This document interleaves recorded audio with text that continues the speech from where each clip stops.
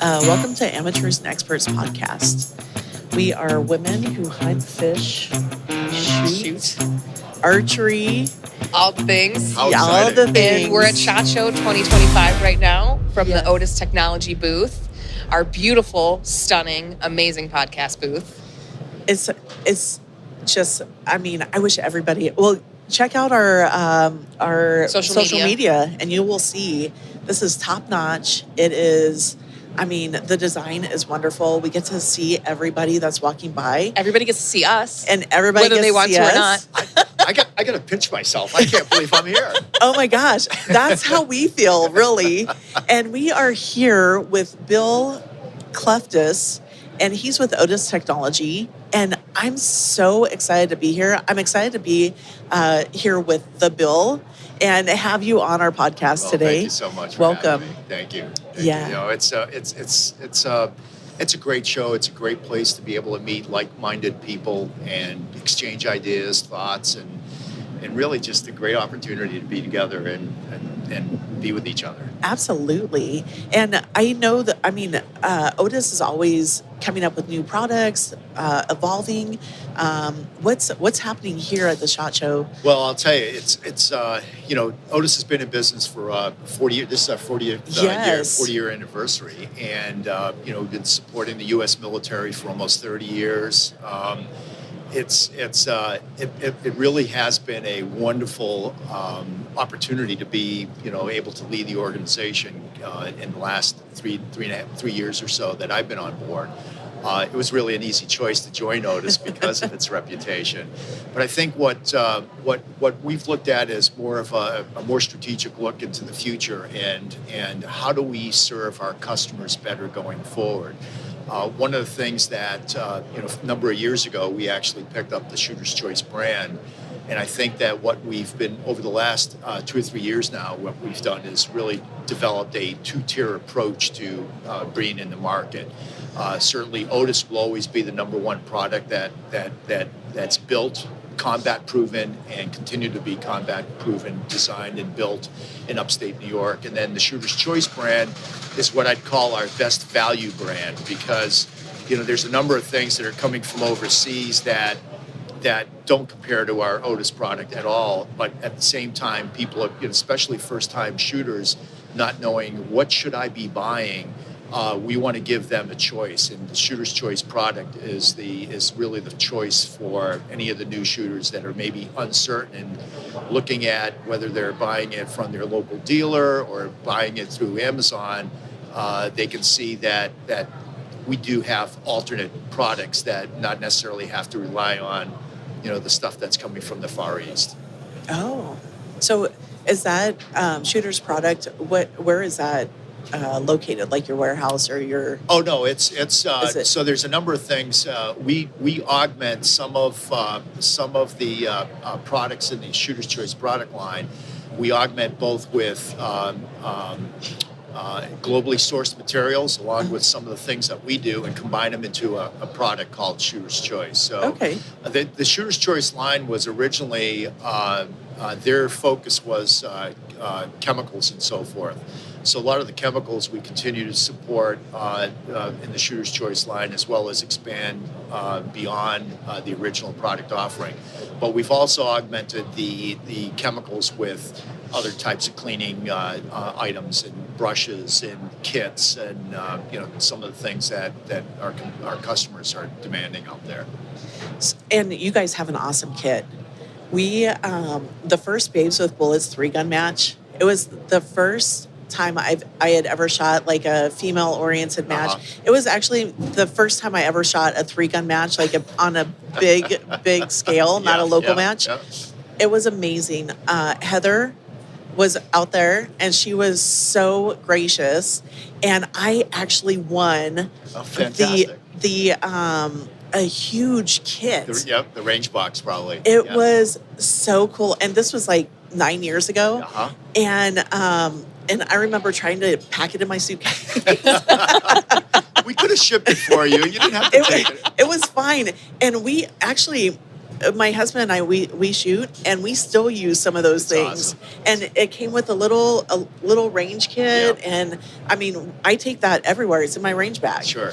And then when I was in law enforcement, and I would not go to the range without Otis. And everybody was like, "What do you got? What do you got?"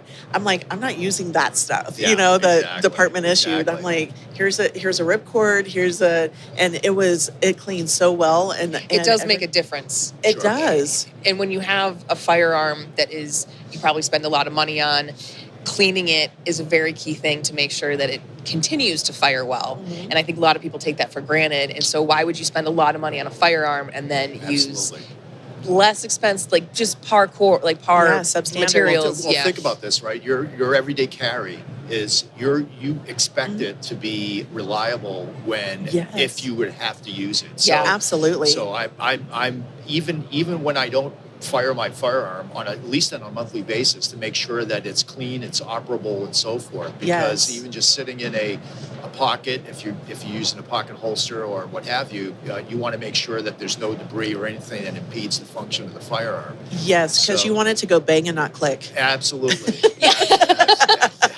Absolutely. No, it's funny because I've been competing pistol shooting, USPSA, IPSC. There's a number of different events and three gunning for a number of years, Oh. and I can remember the first time that I three gunned. It was a hoot. I mean, your blood is pumping, and you just and it's funny because there's so much attention on safety that any time that you dump the gun, it needs to be in a safe condition, Absolutely. right? So it's always safety, safety, safety. Always, at the end of each gun, you're just want to make sure that you don't get DQ'd between stages or during an Yes. event, especially if you're traveling somewhere that Right. takes 12 hours to get there. The last thing you want to do is DQ on the first stage. So Absolutely. yeah, no, and it's great because we all started at the same place, right? Mm-hmm. We all started at the first trigger pull. So Yeah. I also do our concealed carry permits in a number of counties in the area that we live in. And I tell people the same thing, that it really comes down, if you want this lifestyle, you have to be proficient. And it's more than just Absolutely. marksmanship. It's really more of an attitude as well, because it's not a magic wand. It doesn't, pulling it out doesn't stop the threat. And regardless of the amount of training that you go through, you need to be able to be adaptable, recognize a potential threat, and you need to be able to adapt and adjust to the situation. And that's a personal decision that every gun owner needs to make on, whether they are disciplined enough and prepared for that potential threat. And training Yes. for it is absolutely critical to be Yes. able to make sure that if that situation arises, you've got to be at least comfortable enough and proficient enough to do so. And then when you pull it, you need to pull the trigger. And we have a lot Right. of conversations with ladies that, just buying a firearm isn't enough. You have to go training, and not necessarily just training at the range, because to your point, you don't know what could happen. Mm-hmm. In training at the range in a controlled environment, your emotions are calm, you're in a safe space, is very different than being put out of your comfort zone in a dangerous situation Absolutely. and having to have that Yes. muscle memory work the same way.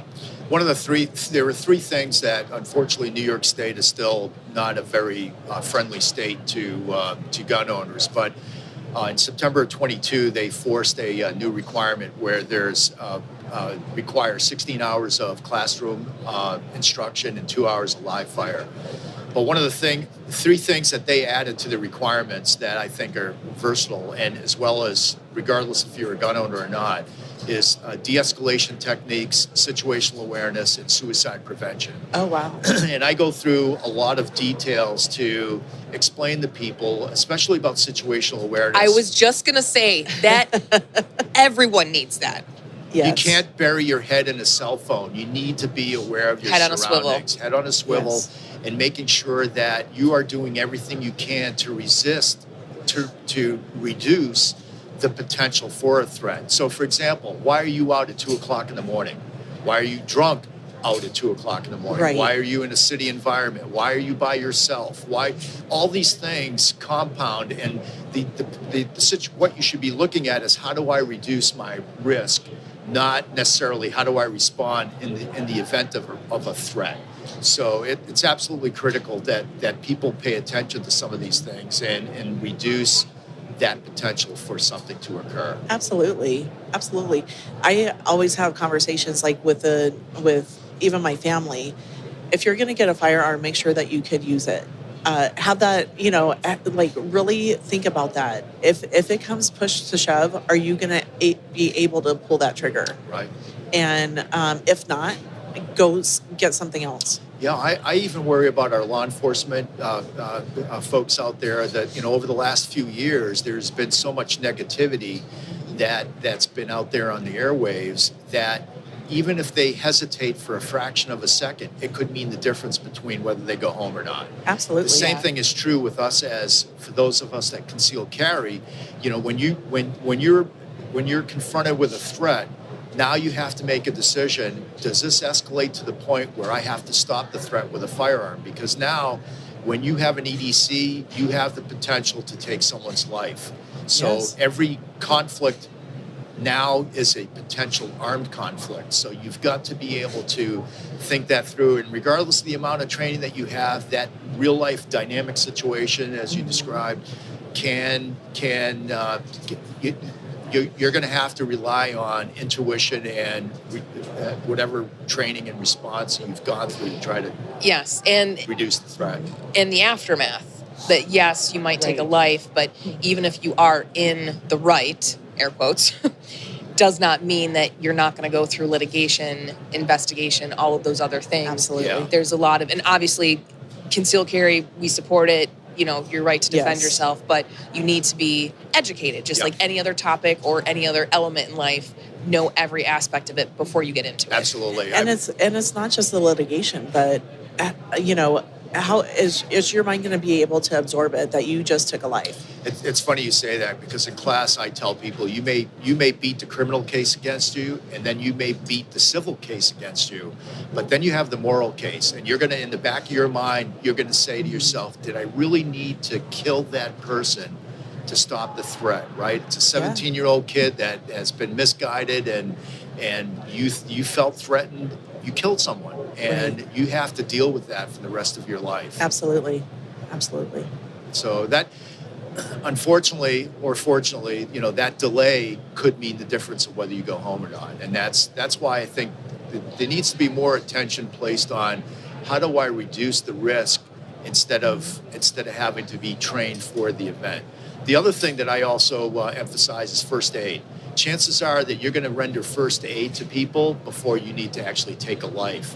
So I'm a huge advocate of getting people to get first aid training, whether it's stop the bleed, regular first aid type training.